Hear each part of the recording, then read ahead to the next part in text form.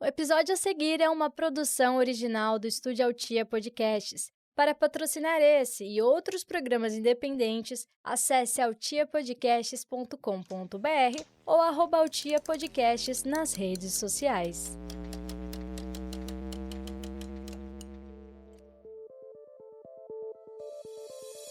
Você está ouvindo a um programa oficial da campanha #O Podcast é Delas 2022, uma campanha criada para promover mulheres no podcast do Brasil e em outros países. Para conhecer outros programas, procure pela hashtag nas suas redes sociais ou acesse o site opodcastadelas.com.br e encontre muitos episódios.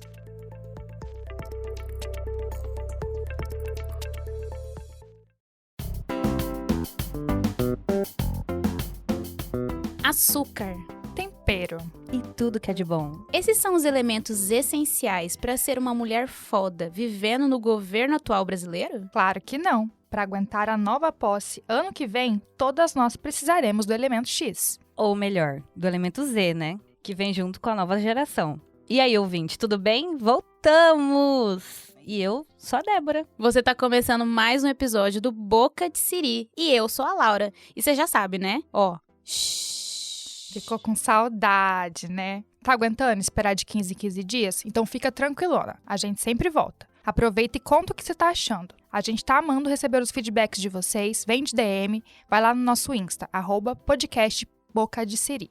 Bom, vocês já perceberam aí que essas 3 jovens senhoras milênios não estão sozinhas, né? Você deve ter lido aí na descrição do episódio. E hoje o nosso papo é com a Molena. Oi, gente. Obrigada pelo convite. Tô muito feliz de estar aqui. E sim, vim aqui, acho que representar um pouquinho da minha geração. É o nosso Pikachu mais famoso do Twitter, a dona da reforma do apartamento mais legal dessa cidade. E de se acompanhar, né? O apartamento mais legal de se acompanhar. E a apresentadora do Bom Dia, Estou Morrendo. Que também é uma produção aqui da Altia, que é a nossa produtora. E que tem as melhores notícias péssimas. E que ajudam a gente a encarar a semana. Seja bem-vinda, Molena. Obrigada. Fala um pouquinho de você. Sim, eu tenho 23 anos, sou de 99. Gente. Sim. E trabalho com internet atualmente, só com internet. Tô morando sozinha, me mudei recentemente. Produzo conteúdo pro Instagram e principalmente pro Twitter, que é da onde vem toda a minha renda e é meu trabalho ficar lá tweetando. E vive disso? Eu vivo disso.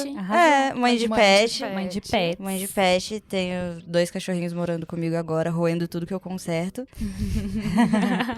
E tem os que estão na casa da sua mãe. Sim, mas aí eu não gosto de pegar o mérito, porque agora é ela que tá cuidando. Entendi. Eu também sou assim, eu falo o cachorro da minha mãe. A gente tá cada vez mais chique aqui nesse podcast, tá? Queria falar isso, a gente só tá recebendo altíssimos níveis, sabe, de convidados. Só os famosos. Só famoso, só porque a gente Será que a gente vai ficar agora famosa? A gente já tá famosa, né? A gente já tá? Será? A gente pode considerar? Eu acho que sim. Eu tô agindo como se eu tivesse famosa. Eu sou amiga de famoso. Eu sou Então, amiga da mulher. Eu acho que se você é amiga de famoso, você também é famosa. Acaba então, sendo combinado. famosa. Então fechou. Fechou que a gente é famosa? Fechou. Então fechou. E aí de vocês aí que estão ouvindo falar que não, viu? Bom, a Milena é da geração Z, né? Eu até fiquei na dúvida quando eu falei assim, gente, será que ela é da geração Z? Eu acho que é. É melhor que ela ainda não é 2000, né? Ela é 1999. É um pouco... igual eu, sou do 1989, então eu não sou dos anos 90, entendeu? Nossa, verdade. Eu sou dos 90, sou 89. E Milena, você já tá, tipo assim, uma mulher foda, né? Vamos colocar os nomes aqui, dar nomes aos dois. E eu queria saber se você acha que as pessoas te subestimam pela sua idade. Eu acredito que sim, mas não tanto quanto subestimariam se eu trabalhasse em outras áreas. Porque eu sinto que a área em que eu trabalho é uma área muito nova e que é normal ter gente nova, tipo, ter gente da minha faixa etária.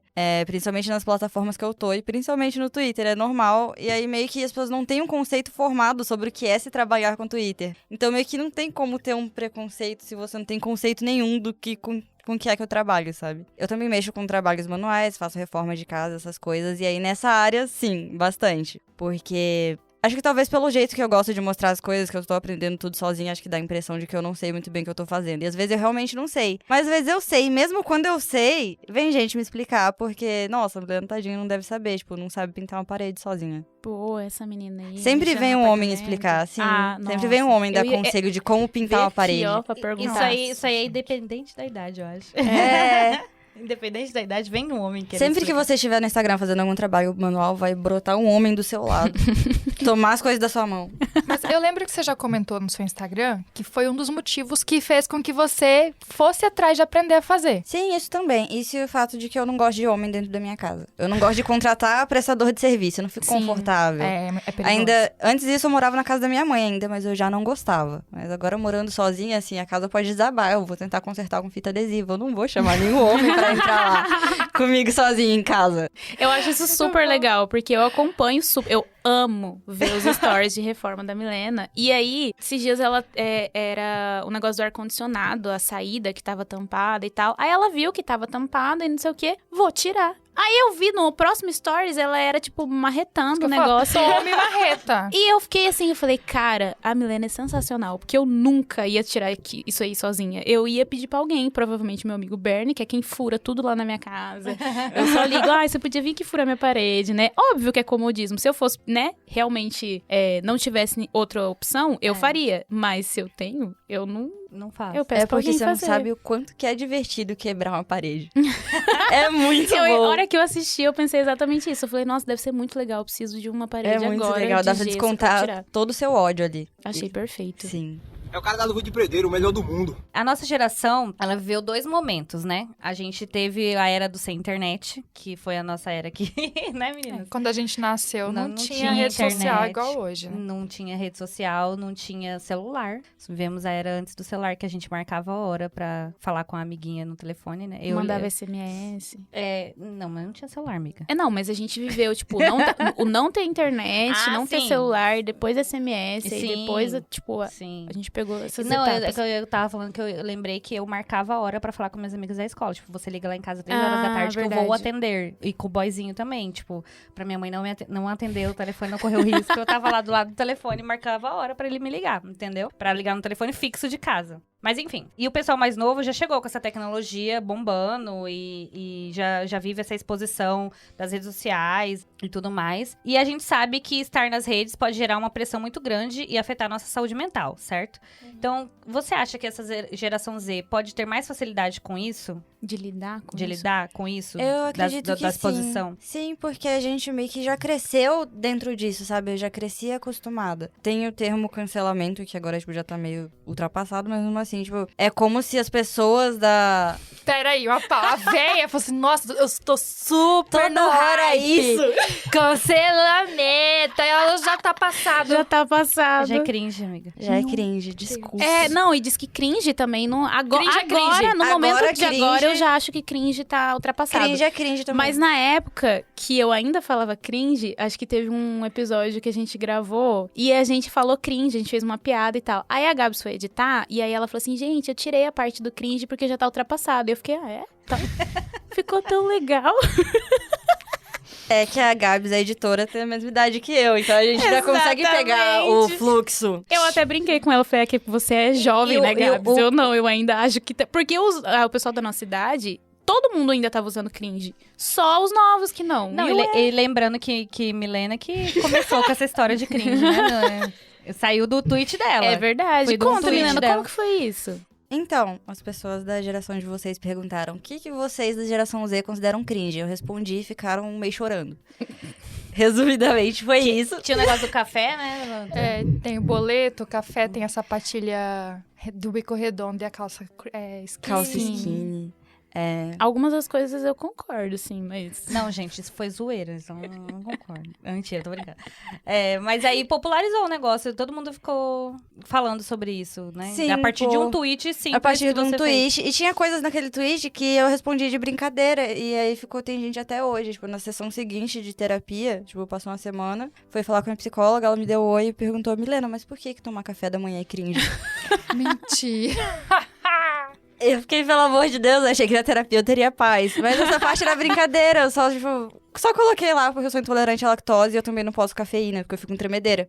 Então não sobram muitas opções de comidas de café da manhã pra mim. Aí eu coloquei lá, mas era brincadeira, não imaginava que ia ter todo esse alcance e que ia ter gente me questionando sobre isso por meses. Preço da fama, mas é muito disso que a Débora falou. Vocês são nativos digitais, já nasceram, né, com mamãe postando foto na época da Orkut. Eu não, mas é porque eu era uma criança feia. Ah, Oh, meu Deus. É sério. Tem foto de todos os meus irmãos na casa da minha mãe, quadro, assim, de coisas eram crianças. Minha não tem, mas é porque eu era uma criança muito magrela e muito cabeçuda. E aí minha mãe não tirava foto. Só tem foto minha lá pelos 5, 6 anos de idade. Porque antes disso eu era muito estranha. Mas assim, voltando pro negócio Eu não sei nem reagir a essa informação. Voltando pro negócio do cancelamento, que é ultrapassado já. Hoje em dia, então, faz o quê? Não cancela? Não. A questão é que o termo cancelamento agora tá sendo utilizado pra qualquer crítica. Tipo, as pessoas recebem uma crítica, eu tô sendo cancelada. Às vezes não, às vezes você realmente falou besteira e tem alguém apontando, você falou besteira. Não é necessariamente cancelamento. O cancelamento é tipo um linchamento geral, tipo, não né? vamos mais consumir o que essa pessoa produz porque não concordo com o posicionamento dela que ela teve em algum momento. Sim. Mas aí eu acho que as pessoas da minha geração que já cresceram no meio disso, meio que vem com um filtrozinho na cabeça, tipo, do que é ok você falar na internet, o que é ok você falar em público. Tanto que eu vejo que os outros influenciadores, tipo, um pouco mais velhos, eles têm mais dificuldade em filtrar. Inclusive em podcast, nas entrevistas que eu já fiz no outro podcast que eu tinha. Eu percebi o pessoal mais velho com mais dificuldade de falar e medo de acabar soltando alguma coisa passível de cancelamento. Enquanto as pessoas da minha geração conseguem falar mais tranquilas, porque a gente já cresceu sabendo o que é politicamente correto e aceitável, sabe? E politicamente correto não no sentido ruim, eu acho que a minha geração tem bastante mais consciência disso, né? Tem mais noção. Das consequências do que pode acontecer. Acho que é até por isso que o Monark é millennial, né? Claramente millennial. Ele não tem noção nenhuma do que ele fala. Sim, ele acha que não tem consequências, mas a gente já nasceu no meio disso. A gente sabe que se a gente falar besteira na internet, vai ter uma consequência depois. Além de burro, mas a geração da millennial tem uma consciência não só pra isso, mas pra tudo, né? Tipo, eu vejo algumas pessoas que eu conheço falando, não vou consumir tal empresa que não tem a questão da sustentabilidade ou testem em animais. É uma coisa que, gente, falando bem a verdade, eu não parava pra pensar nisso quando eu era mais nova, tipo, com 15 anos de idade. Eu não vou consumir isso aqui porque ele faz teste em animais, ele maltrata animais. Também não pensava nisso. Não nisso, parava para pensar nisso. E ele já tem uma consciência maior, entendeu? E é a evolução da gente, né? Graças a Deus. Graças a Deus. E aí, assim, coisas pra melhor, né? Que seja pra melhor. Politicamente correta, a mesma coisa. Expressões que a gente falava antigamente que hoje não se usa mais. Não se deve usar mais. Que tá inserido dentro do nosso cabeça ali, do cotidiano, que a gente tem que entender que não é mais aceitável certas coisas, certas expressões, então. É verdade. Então, você que é millennial, já pega a dica aqui e melhore. Procure estudar, por favor, porque ninguém é obrigado a ficar te ensinando.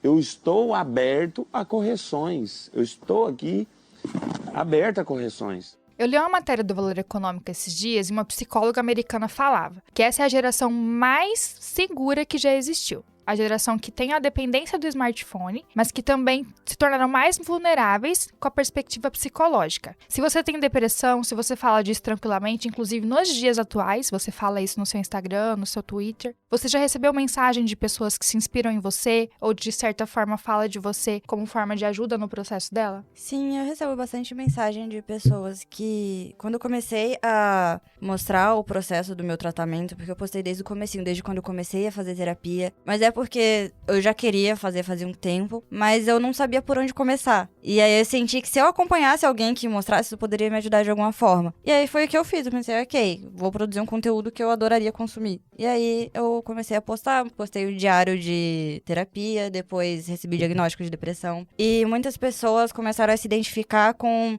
os sintomas e tudo que eu relatava sobre os pensamentos que, quando a gente tem depressão, a gente acha que são normais. E... Você acha que todo mundo pensa igual? Tipo isso? Tipo, quando a gente tem depressão, a gente acha que todo mundo quer morrer de vez em quando. Tipo, pelo menos uma vezinha por semana a gente fica, tipo, querendo morrer num canto, mas a gente pensa, isso é normal. Não é normal. Gente que não tem problema na cabeça não pensa em se matar normalmente, tipo, no dia a dia. Eu tenho amigos, tipo, que nunca pensaram em suicídio ao longo da vida. E eu fico, meu Deus, como? Como que uma pessoa existe sem pensar em parar de existir em algum momento? Mas aí, aceitei que não é todo mundo que tem problema na cabeça, que é legal. Mas, assim, muita gente vem falar comigo sobre eu falar disso abertamente. Até uma psiquiatra, quando eu contei pra ele que eu divulgava todo o processo de tratamento, ele falou pra mim, tipo, nossa, corajoso da sua parte. Tipo, ninguém vai vir falar besteira pra você. E se vierem, tipo, você não vai ficar pior. E eu fiquei, tipo, não. É a questão de ser seguro, que você tá falando da nova geração, né? Muito segura de si. Fora que você deve ter lidado com vários haters aí na sua jornada. Então, eu acho que o Twitter é a rede mais tóxica pra você trabalhar. De todas as plataformas possíveis, eu acho que o Twitter é a pior. Ela é mais que o Instagram? São níveis diferentes, tipo, no Instagram, por exemplo, acho que vão criticar sua aparência, no máximo vão falar que eu sou esquisita, no Twitter vão descobrir onde você mora. Entendi. E esse tipo de coisa vai, tipo, xingar a sua família. Entendi. É mais pesado. Chocada. E aí... Eu acho que é porque o Twitter tem como você meio que se esconder por trás do que você escreve, entendeu? O Twitter tem muito então fake. Você se sente mais ali seguro pra estar xingando alguém, entendeu? Sim, pra estar xingando, pra estar perseguindo alguém ali a troco de nada. Eu nunca fui alvo, tipo, de hate direcionado a mim, tipo, em massa, sabe? No máximo, pessoas discordando de mim, mas isso, como eu já disse, como eu cresci na internet, eu lido com isso de boa, lido com isso tranquilamente. Em relação ao tratamento pra depressão, apesar de expor tudo e sentir que, tipo, que eu fico muito exposta e fico vulnerável expondo tudo isso, nunca aconteceu algo, nunca tive um comentário negativo que fizesse eu pensar, ok, vou parar de postar, vou parar de falar sobre isso. Porque eu sinto que a parte positiva que vem junto de, tipo, se uma pessoa me assistiu, percebeu que tava com os mesmos sintomas e foi no médico e começou a se tratar, já é, tipo, muito maior do que qualquer comentário negativo que venha. Então, não me importo. Isso é muito legal e a gente vê a diferença, tipo, da nossa geração pra geração de agora. Tipo, uma pessoa que fala abertamente disso e realmente não existe problema algum. Pra nossa, né? A nossa ainda tem isso, né? Apesar da gente não ter a cabeça dos nossos pais, por exemplo, que achava que psicólogo era coisa de gente doida, psiquiatra era coisa de gente doida. Ainda que a gente não pense assim, a nossa geração, as jovens senhoras, eu ainda sinto que a gente tem um receio de procurar ajuda, por exemplo. Eu acho que a nossa geração ainda tem esse receiozinho de falar sobre, de falar que está doente, de falar que o estigma do diagnóstico, né? O preconceito do diagnóstico. Eu acho que dessa mesa aqui eu sou a única que não faço terapia, né? Vamos pegar ela na saída? E eu falo por mim, assim, eu entendo... Conversando com a Laura, com a Leilane aqui, a importância que tem na vida delas fazer terapia. Direto a gente tá conversando um assunto, elas falam, então, minha terapeuta me disse, não sei o que, não sei o que. Então, tipo assim, é comum isso. E eu vejo como que isso fez bem pra vida delas. Mas enquanto pra mim, hoje eu não vejo terapia, eu sei que eu tô errada, tá, gente? Mas eu não vejo terapia como um investimento, eu vejo como um gasto. Ainda não é prioridade pra você. Ainda não é uma prioridade pra mim, eu não faço. Mas eu entendo a importância dela. Ó, a pessoa que não é segura pra falar o que quer, já tá se justificando antes de falar, né? A geração nossa aí, né? Gente, não me julguem, mentira, já pode julgar. Mas é quem isso que eu vejo. Quem me conhece sabe, daqui a pouco começa. Não, eu vejo como um gasto hoje, não vejo como investimento. Mas eu entendo que na vida de muita gente que eu conheço, que é próxima a mim, o quanto fez bem e tal. Mas eu ainda vou fazer, porque eu acho que eu preciso. Era isso que eu ia falar. Todos precisamos, né? Antes de você ter qualquer tipo de diagnóstico, é questão de autoconhecimento. Agora, a partir do momento que você tem um diagnóstico, eu também tenho transtorno de ansiedade, já tive crises depressivas. E a gente sabe da importância que é ter um acompanhamento de um profissional. Eu entendo que, para algumas pessoas, é complicado você pensar, nossa, eu vou falar da minha vida com um estranho. Só que esse estranho vai fazer intervenções que vai fazer você chegar a lugares que você, sozinho, ou com um amigo, ou com a amiga, com a mãe, com o pai, não ia chegar sozinho. Não ia chegar até esse lugar. Então, a importância da terapia é essas provocações, essas intervenções que só o profissional vai conseguir fazer. E isso vai te ajudar se você estiver normal, entre muitas aspas, ou se você estiver em crise, caso você tenha alguma coisa. Eu acho que, com certeza, em alguma crise, você já foi praticamente salva pelo seu profissional, né? Já cheguei num ponto em que eu precisava fazer terapia 2 vezes na semana. E, tipo, eu admito que não é barato. Não é barato, tipo, na época eu pagava 150 por sessão. E aí, teve um mês em que eu precisava fazer 2 sessões porque eu estava correndo risco de vida. E aí, era necessário. E aí, eu fiz. Agora eu já tô fazendo, tipo, já tá quinzenal, já tô estável, já tá tudo... tá tudo ficando bem. Ainda, eu acho que depressão é um negócio que a gente tem que lidar a vida vida inteira. E, tipo, não vai sumir, tipo, não tem remédio que faça desaparecer totalmente. Em algum momento você vai ficar deprimido de novo. Sim. Só que já tô bem mais estável. E eu acho importante também falar disso nas minhas redes sociais, porque dá pra gente ver que, tipo, mesmo eu tendo depressão, mesmo eu tendo dias em que eu não consigo sair da cama, que parece que tem um elefante em cima de mim, tem outros dias em que eu vou levantar e vou conseguir fazer minhas coisas e vou conseguir reformar a casa inteira e quebrar uma parede. E acho que é importante mostrar que nem toda pessoa que tem depressão vai ficar o dia inteiro deitado na cama num quarto escuro. Às vezes ela faz coisas também. A pessoa com depressão vive também. Baixos, né? Sim, são altos e baixos. Dá pra viver, sabe? Às vezes você some do Instagram e fala, gente, eu sumi porque eu tava meio depressiva, mas eu já melhorei e voltei. Você falava umas coisas assim, eu lembro, na época que você ainda tava com a sua mãe, dentro da casa da sua mãe. Eu acho legal. Mas é bom explicar, tipo, mostrar pras pessoas que é normal você entrar em crise e querer só ficar na cama e não querer postar nada em rede social nenhuma por uns dias. O problema é que o algoritmo é meio cruel quando você trabalha com internet. Eu vi que você postou também tem pouco tempo que o convívio com os cachorros também te ajudam muito nesse processo, né? Como que é isso? Então, nos dias em que você não quer levantar da cama, nem pra fazer nada. Estando morando sozinha, é mais fácil ainda você ficar o dia inteiro na cama. Ainda mais trabalhando com a internet, que é o meu caso. Eu poderia ficar, tipo, semanas no quarto escuro, mexendo no celular, com o carregador ligado na tomada. E é isso.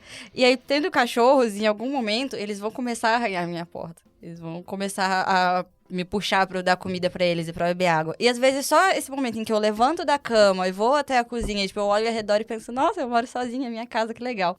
E aí eu fico menos triste. Antes, na casa da minha mãe também, tipo, às vezes eu... Só de levantar da cama e colocar comida pros cachorros e já, tipo, eu olhava ao redor e já ia arrumar alguma coisa. Ou já aproveitava, ia no banheiro, lavava o rosto, escovava os dentes. E até a questão da higiene pessoal fica meio comprometida quando você tá em crise depressiva. Nossa, demais. Meu Deus, é horrível escovar os dentes. Gente normal não faz ideia do peso que tem uma escova de dentes. Nossa, demais. É muito sofrido escovar os dentes e lavar o cabelo. É muito difícil. E só de esse levantar da cama pra ir colocar comida e água pros cachorros, já me olho no espelho e vejo, meu Deus, eu tô assim, vou tomar um banho. E reformar a casa também deve ser tipo, sim, a terapia, quebrar uma parede. Sim, me ajuda bastante. Mas também me ajuda depois, quando eu termino, eu olho ao redor e eu vejo que fui eu que arrumei. Tipo, dá um orgulho, sabe? Dá a sensação de que eu fiz alguma coisa legal, tipo, que eu fiz alguma coisa importante. Que bonitinho. Eu acho isso super legal, principalmente a forma que você aborda, né? A naturalidade. Você até compartilhou esses dias. Que você falou que você ficou uns dias sumida, que daí você falou que você não tinha tomado banho, você falou a questão da higiene. Tipo assim, é tão leve as pessoas que as não pessoas, falam. tipo, por que as pessoas não falam assim, sabe? Parece que é um tabu, sabe? Tipo, se você tem um parente com depressão, aí você nem comenta, sabe? Às vezes, sabe? As pessoas, principalmente eu vejo isso na nossa geração, eu acho que pra geração de vocês, isso já é um pouco mais natural. Eu acho que eu não sei se porque tem doente. Pessoas como...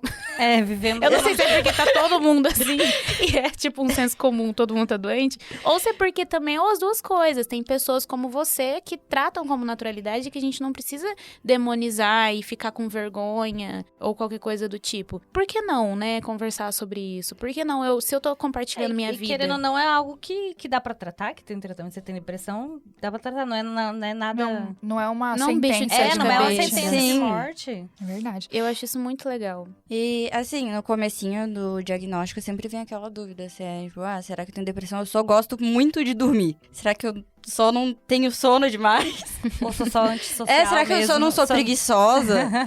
E aí, quando você vê, você tá isolada, tipo, dentro de casa, meses sem falar com ninguém, sem paciência pra nada. E é horrível. E essa questão da higiene, eu acho que foi o que eu mais demorei pra falar. Porque é uma parte da vida da pessoa que tem depressão que dá um pouco de, entre aspas, vergonha de você falar pra alguém, tipo, estou faz uma semana sem escovar os dentes. Mas é normal, um dos sintomas mais recorrentes em pessoas com depressão. Eu não entendo porque ninguém fala. Tá, eu entendo, porque dá vergonha.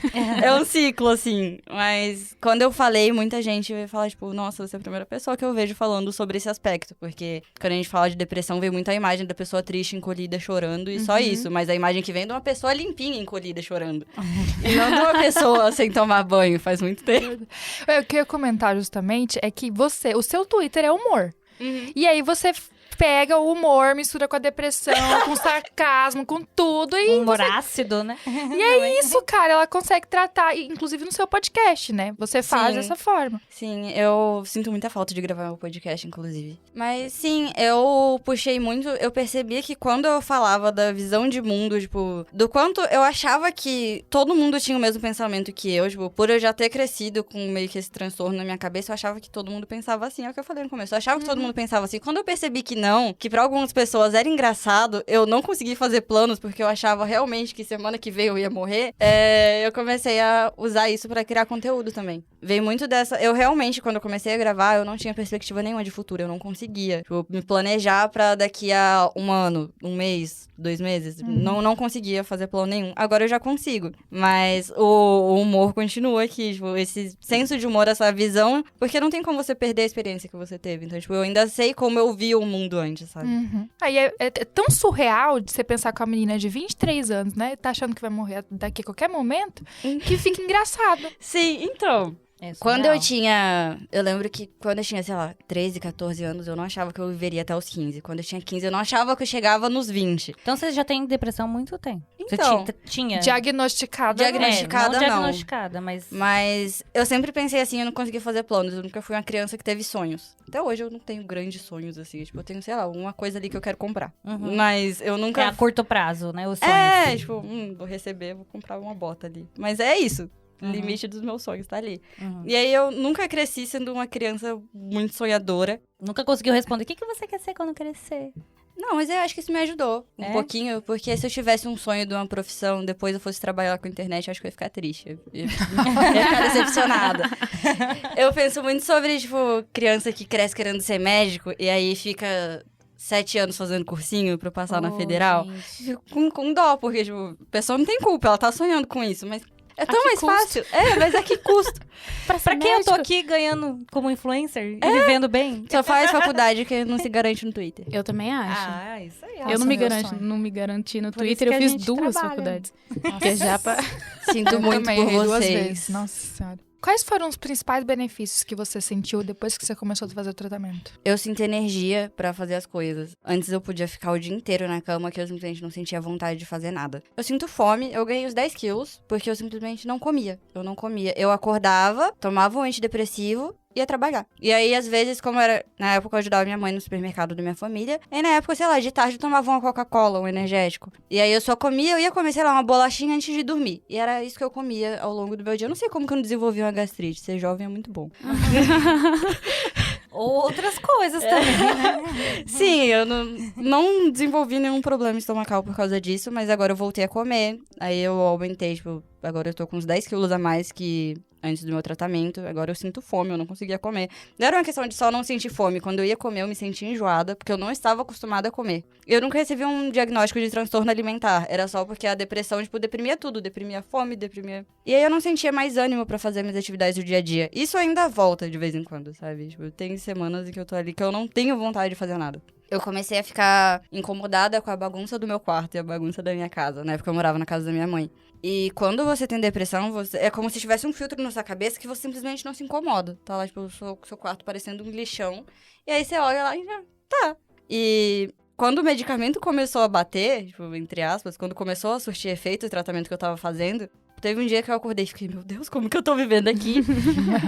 Tem um tweet que eu vi muito tempo atrás, que eu fico com isso na cabeça e fico me fiscalizando até hoje, que é... Quanto mais deprimido você tá, maior a quantidade de copos e garrafas que tem no seu quarto, ou espalhados pela sua casa. E aí, até hoje, quando eu tenho recaídas, eu olho ao redor e vejo, tipo, tem 2 copos aqui. Fico, copos. Não pode. Nível de depressão, número Vou começar de a me copos. policiar, falar, eu acumulo xícaras. Mas é tipo... que às vezes eu perco atrás do computador, assim, aí eu olho e falo, tinha outra aqui, eu não tinha visto. Aí eu vou ficar No caso da depressão, você só não se incomoda. Você vê que tá ali, mas você não liga. Você não liga. Eu não me incomodo. Será que eu tô depressiva? Minha mesa tem várias mesas de trabalho, tá? Eu vivo levando broncas dos meus colegas, da minha chefe.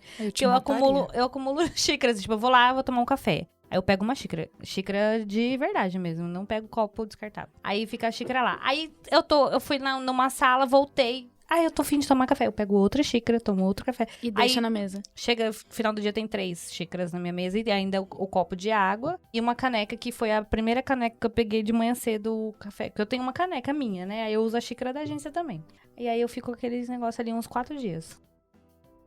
Eu percebo que eu tô chegando numa crise. Tipo, Aquele silêncio. Então tá. Então, aí alguém fala pra mim, Débora, acho que tá na hora de você levar pra lavar. Aí eu, tá bom. Aí eu desço e levo pra lavar. Mas aí aquilo não me incomoda. Isso aí é só pessoa encostada mesmo. Preguiçosa, será? O que eu ia falar é que quando eu tinha muitas crises, né? Que agora já tem um tempo que eu tô mais tranquila. Só ansiedade mesmo. Mas só. Eu acho a ansiedade muito mais desconfortável que a depressão. É porque eu quico, né? Eu não sossego, eu não paro sentada. Sim. E a minha amiga fala que eu fico igual costureira, com a perna assim, ó. Costurando. Sim. É porque a depressão, tipo, parece que ela te abraça e te coloca na cama pra ficar ali, tipo, deitada, vegetando. E é isso, mas a depressão você fica com vontade de correr e não sabe por que você quer correr, não sabe. Você fica eu quero muito fugir, mas eu quero ansiedade. fugir de quê? A ansiedade, é. Exatamente. E aí, quando eu adoro lavar o cabelo. Adoro, né? Tanto é que já fui influencer dos cachos, tudo bem. Vinho de cacho. Só que quando eu tava em crise, eu ficava até 10 dias, 15 dias sem lavar o cabelo. Por isso que eu me identifiquei muito com o que você falou da parte de higiene pessoal. E aí, quando eu ficava muitos dias, é tipo seus copos. Quando eu fico mais de uma semana, eu falo, ixi, Maria, falta de tempo, é preguiça ou é a deprê que tá batendo aí? Sim. Então já... E é tão sutil e vem umas coisas tão do dia a dia, assim, que você não percebe. É verdade. Quando você já tá controlado, assim, a depressão vem chegando e, por exemplo, eu começo a desmarcar a coisa. Marquei de sair com a minha amiga, eu já tô tão cansada. E aí, no outro dia, outra coisa marcada, tipo, não quero ir não. E quando você vê, já desmarcou todos os compromissos só pra ficar em casa isolado. E você não percebe que tá fazendo isso, porque você acha que você só tá cansado. Exatamente. Mas é um cansaço de muitos dias. Exatamente. Aí depois começa a se sentir culpado. Assim. Depois começa a se sentir culpado por ter desmarcado as coisas e você não foi, sabia que ir te faria bem. E aí você vai não virando quis ciclo. ir. É. Entendi. É verdade. É bem isso. E os amigos? Ficam indo atrás. Vamos. E aí, depressão deixa sem paciência também. E aí você fica, tipo, você olha, tipo, nossa, o povo me enchendo o saco. E não dá vontade de ver as pessoas, porque você está sem paciência também. E tem um ponto em que as pessoas desistem também de chamar, porque já chamaram várias vezes. Você já falou que não ia, você sempre tem uma desculpa. Você perdeu muitos amigos quando você teve o diagnóstico da depressão? Eu acho que não, justamente porque eu comecei a documentar. E aí eles entendiam, não foi só eu sumir. Foi um, eu estou doente, estou me tratando, vou melhorar. E eu não só assumi, eu não escondi de ninguém o que estava acontecendo. Na época, eu lembro que quando eu recebi o diagnóstico oficial, nossa, eu chorei pra contar pra minha mãe. Que ela é de outra geração também, eu já tinha visto ela com os comentários preconceituosos sobre medicação. Mas aí quando foi minha vez, ela só aceitou. É porque quem aqui nunca ouviu falar que depressão é falta de Deus, é falta de fé, é falta de qualquer outra coisa, menos a doença Gente, em questão. é complicado, porque, por exemplo, a geração da minha mãe teve depressão. E ela não quis tratar com psicóloga, ela foi só no psiquiatra. E eu lembro que eu insistia tanto, eu falava, mãe, eu vou com você, eu faço terapia junto com você. Eu faço terapia no horário, você vai no próximo, sabe? Umas coisas assim. E ela não quis ir com psicóloga, ela tratou só com remédio. E foi melhorando, assim, mas por causa desse preconceito mesmo, de achar que de conversar com um estranho, de abrir sua vida. Ela não abre pra vida dela pra ninguém. Mas aí, aos poucos, ela foi melhorando, mas é aquela coisa, tem os altos e baixos. Se acontece uma coisa ruim, já fica ruim, né? Tipo, acontece, sei lá, mudou de emprego, já fica ruim, entendeu? É porque assim, pelo menos no meu caso, aí você diz sua percepção, mas quando você não tá bem, você pode estar no melhor emprego do mundo, que vai estar péssimo, porque você não está bem. Às vezes não é o ambiente que você está, não é a comida que está ruim, não é o calor que está demais, não, você não está bem. E aí, às vezes a gente acaba, se você não tiver um autoconhecimento, uma percepção muito boa de si mesmo, você vai pensar, eu tô mal porque meu emprego tá uma bosta. E na verdade não é. Aí você muda de emprego e continua uma bosta. E aí é a vida que é ruim do geral. Exato. E aí generaliza, você entra em colapso. Exatamente. Aí você fala, pra que viver então, se a vida é uma bosta? Se não tem nenhum trabalho legal pra mim no mundo, pra que eu tô aqui? Exato, exatamente. E aí, se você for entrar nessa aspira, realmente... Sim. Eu acho muito legal viver de internet, trabalhar com internet no geral. Mas quando eu tô em crise, eu esqueço disso. Aí a crise vai passando, eu percebo, nossa, trabalho com internet, que legal.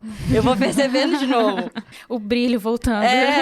Eu, no geral, eu não penso muito sobre isso. Eu sei que eu gosto, que é muito confortável pra mim.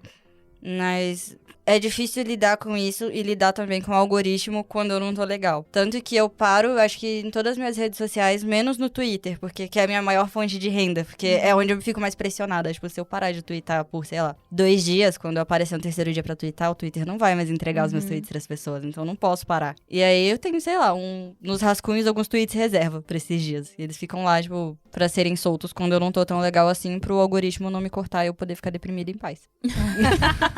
Uma ótima estratégia, eu acho. Sim. O planejamento é tudo, né? Isso que eu ia falar, Vou colocar na minha agenda o dia que eu estarei depressiva. Então, eu comecei, um dos motivos que eu comecei a ir no psiquiatra, na psicóloga, foi a minha TPM, que ela era muito forte, eu tinha crises depressivas pesadas durante a depressão, durante a TPM. E eu agendava, eu não marcava nada pra esse período, eu deixava as coisas prontas, deixava tudo pronto, porque eu sabia que eu não ia estar ok da cabeça nessa semana em que a minha TPM fosse vir. Era a semana que eu deixava livre ali, eu me programava pra só menstruar quando eu não tivesse nada pra fazer. Porra, vai dar não, mano. Tô cansadão, mano. Tô morto. Eu acredito que você não tem muita rotina, né? Não. E como que isso se relaciona? É um problema. Isso é um problema muito grande pra mim. Porque eu nunca gostei de acordar cedo. E quando eu tinha um trabalho normal, eu era obrigada a acordar cedo e fazer coisas. Agora que eu trabalho com internet, se eu deixar, tipo, os conteúdos prontos, salvos lá, eu posso, tipo, só colocar um despertador pra hora que eu tenho que colocar um post, Twitter e dormir de novo. Isso pode ser 3 horas da tarde. Eu posso o negócio pensar, vou dormir. E aí eu durmo de novo. Isso é muito ruim, porque você precisa de uma rotina pra funcionar. Então, inclusive, tô tentando começar a fazer academia de manhã. E o meu de manhã não é, tipo, 8 horas da manhã. Minha psicóloga falou, Milena, tenta acordar às 11. Misericórdia. Mas aí, vocês vão pra ver, você deve dormir muito tarde pra acordar muito tarde. Eu durmo tarde, mas mesmo que eu durma cedo. Um dos meus problemas é que eu tenho um sono que não acaba. Eu durmo, assim, se deixar muito tempo seguido, assim. Mais de 15 horas de sono, tranquilo. Não é raro eu dormir 15 horas seguidas pra mim. Entendi. Então, eu durmo muito. E aí é um problema, porque às vezes eu acordo 3 horas da tarde. E aí tem o horário comercial, que é geralmente das 8 até as 18 horas, mais ou menos 17 horas. E aí já foi todo o horário comercial quando eu acordo. E aí eu olho ao redor e fico, tá, como eu vou começar a fazer alguma coisa agora se o dia tá acabando, já tá tudo fechando? E aí eu já não quero mais. Aí eu penso, vou deixar pra amanhã. Outro dia acordo tarde de novo e não vou conseguindo fazer. Só queria comprar uma tinta. Tanto que da sua reforma, você fez várias coisas de madrugada. Sim, eu fazia de madrugada. Eu me preparava pra fazer as coisas de madrugada. Porque é o horário que é confortável pra mim, porque eu sempre fui uma pessoa mais noturna. Eu lembro que eu acordava cedo e aí eu ia ver os stories dela que ela tinha feito durante a madrugada. Muita gente falava que, tipo, me assistia antes de ir pro trabalho, tipo, no caminho pro trabalho. Eu ficava olhando o que eu tinha feito durante a madrugada. Uhum. Pra caminhar pro nosso encerramento, eu queria perguntar da sua parede com glitter.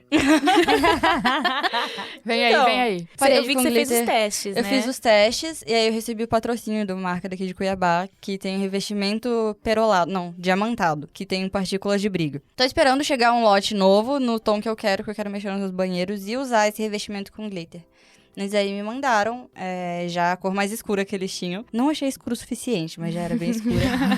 E aí eu quero passar no meu ateliê ainda. Só que eu estava enrolando porque o ateliê na minha casa explicando, contextualizando, eu mexo com arte no geral, tipo artesanato, pintura. Então, eu procurei um apartamento de 3 quartos pra um deles poder ser o meu ateliê, que acho que é um dos poucos sonhos que eu tinha, de ter um cômodo ali só pra eu poder fazer minhas bagunças, porque não dá pra mexer com essas coisas na casa inteira, tipo, em qualquer cômodo, porque eu tenho bicho e tinta tem cheiro forte, então não é bom. Eu tô construindo esse ateliê agora, só que ele é o cômodo mais vazio até agora. Eu ainda não mexi com muita coisa lá. Aí eu tô deixando pra mexer nos banheiros primeiro, porque é a área em que eu circulo, e eu gosto de arrumar os lugares em que eu fico. Em que eu já fico. Então eu quero arrumar os banheiros primeiro e depois fazer uma parede linda de glitter pra mim. Vou botar ela pra pintar minha parede. Eu já cantei ela. Eu já pensei em fazer serviços, tipo, manuais pra mulheres. É super legal. Eu pintei meu quarto. Péssima experiência. Nunca mais quero fazer isso. Mas não é. Vamos explicar. Que o seu tinha uns recortes, né? Nunca era mais faço recortes. Eram uns desenhos. Aí é mais difícil. Pintar é legal. Pintar, os recortes. Porque o que me pegou foi medir. Aí você media e não ficava reto. Aí eu ia medir de novo. Eu ia medir a distância. Num ponto tava a medida certa. Aí eu ia no outro ponto, tava a medida certa. Mas daí você olhava, tava torto. Eu falava, como isso é possível? Como que tá certo e não tá certo? Não dá. No fim ficou lindo, amiga. Ficou. Seu quarto ficou Deu lindo. certo. Vão lá no Instagram Início da Laura. de um sonho. Eu nem postei. Não? Nossa. Eu ia querer ver, agora eu quero ver. Eu vou postar, vou fazer um post. Depois que esse episódio sair, pode ir agora no meu Instagram. Vai ter lá um post. Eu vou mostrar a sequência. Vou marcar o Instagram da minha irmã também, que é minha arquiteta, que fez meu projeto. Lá, já faz um publi já pra faz irmã. publi aqui. Maria Lívia Arquitetura. Pode ir lá procurar, que tá lá meu quarto pronto, todo bonitinho. Então, acho que é isso, né, gente? Temos um episódio. Quero agradecer muito você, Milena Molena. Ai, obrigada pelo convite. Adorei participar. Você é muito fofinha, mesmo toda de preto, né, gente? Fofa demais. Lembrando que este mês de março nós estaremos trazendo grandes nomes de mulheres aqui pro nosso podcast. Aguardem o próximo. Tô me Milena sentindo foi a importante. primeira. Você foi a primeira, querida. Que lindo. Queremos agradecer ao Tia também, que esse estúdio maravilhoso aqui na SB Medical, no Jardim Cuiabá. Venha fazer uma visita, tomar um café. Tem um Conhecer café o gostoso. espaço, fechar um contrato. Por favor. Então é isso, E é meninas. isso, Milena. Muito obrigada mais uma vez. Foi ótimo conversar com você. Como que a gente acha nas redes sociais? Inclusive, né? Não perguntamos isso. @www.mlna em todas as minhas redes sociais. Arrasou. Maravilhosa. Aí você vai no Twitter e vai achar a foto de um Pikachu. É ela mesma. Sim. Então é isso, meninas. Mas é isso aí. A Fica gente- entre nós. Fica tudo entre nós. Boca de siri. E a gente volta daqui 15 dias. Tchau.